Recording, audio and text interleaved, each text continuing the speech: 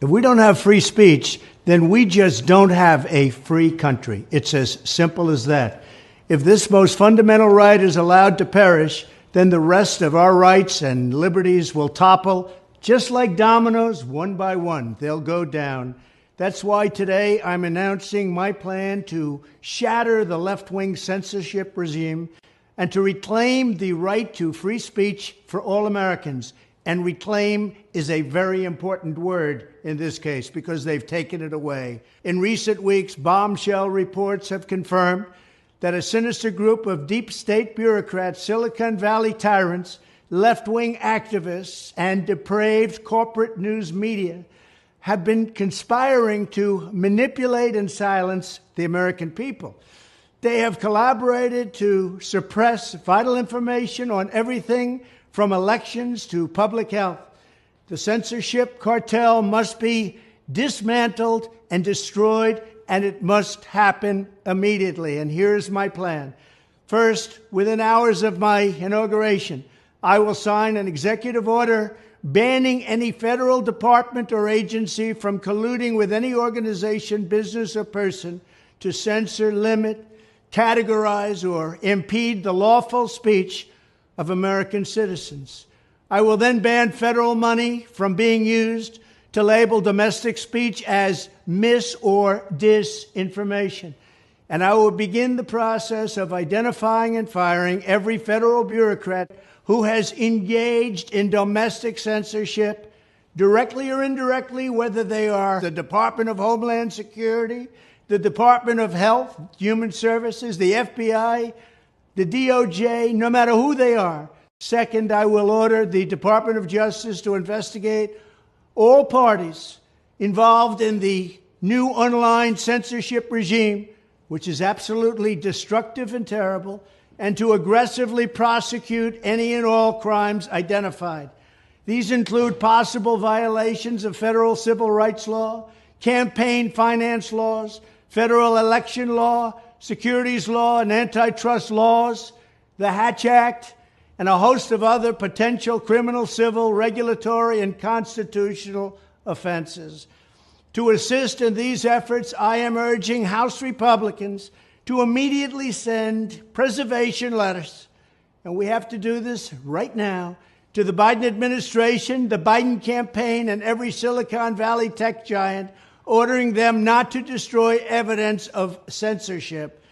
Third, upon my inauguration as president, I will ask Congress to send a bill to my desk revising Section 230 to get big online platforms out of censorship business. From now on, digital platforms should only qualify for immunity protection under Section 230 if they meet high standards of neutrality, transparency, fairness, and non-discrimination. We should require these platforms to increase their efforts to take down unlawful content such as child exploitation and promoting terrorism, while dramatically curtailing their power to arbitrarily restrict lawful speech.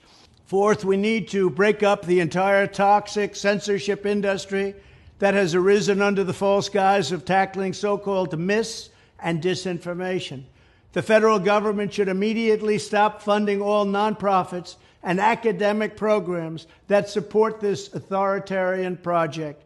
If any U.S. university is discovered to have engaged in censorship activities or election interferences in the past, such as flagging social media content for removal of blacklisting, those universities should lose federal research dollars and federal student loan support for a period of 5 years and maybe more. We should also enact new laws laying out clear criminal penalties for federal bureaucrats who partner with private entities to do an end run around the Constitution and deprive Americans of their First, Fourth, and Fifth Amendment rights. In other words, deprive them of their vote. And once you lose those elections, and once you lose your borders like we have, you no longer have a country.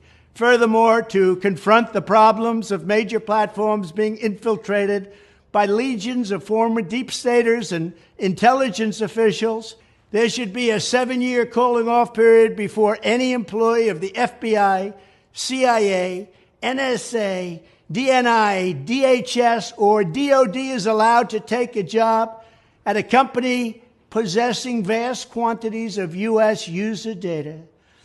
Fifth, the time has finally come for Congress to pass a digital Bill of Rights.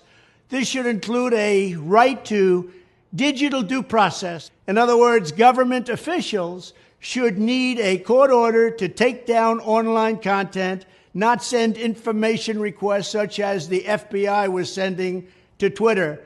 Furthermore, when users of big online platforms have their content or accounts removed, throttled, shadow banned, or otherwise restricted, no matter what name they use, they should have the right to be informed that it's happening, the right to a specific explanation of the reason why, and the right to a timely appeal.